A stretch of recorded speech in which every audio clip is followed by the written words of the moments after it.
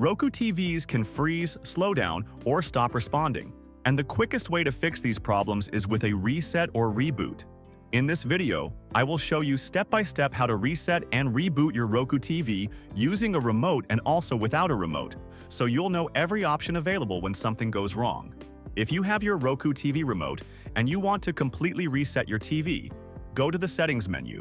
From there, open System, then go to Advanced System Settings and select Factory Reset. The TV will ask you to confirm by entering the code shown on the screen. Once you confirm, the reset will begin. This will erase all your apps, accounts, and settings, and the TV will go back to its original factory state just like when you first bought it. If you don't have the remote, you can still reset the TV. Look at the backer side of your Roku TV and find the small reset button or pinhole. Take a paper clip or something similar, press and hold that button for about 10 seconds, and the TV will reset itself. Another way is to unplug the power cord from the TV, wait about 30 seconds, and then plug it back in. This second method is not a full factory reset, but it can help clear small temporary issues. Depending on how long you hold the reset button, the TV will either reboot or fully reset.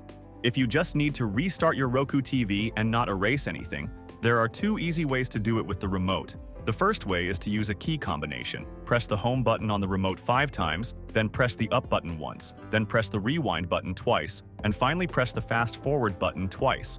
After that, the TV will freeze for a moment and then it will reboot by itself. The second way is from the Settings menu. Go to Settings, then System, then Power, and select System Restart. This will restart your TV without deleting your apps or data. If you don't have the remote, the quickest way to reboot your Roku TV is by unplugging it from the power source. Leave it unplugged for about 30 seconds and then plug it back in. The TV will power up again, and this works just like a restart. Another option is to use the Roku mobile app on your phone as a remote. If your TV and phone are on the same Wi-Fi network, open the app, go to Settings, then System Restart, and your TV will reboot. This is a safe and simple way to restart when the remote is not available.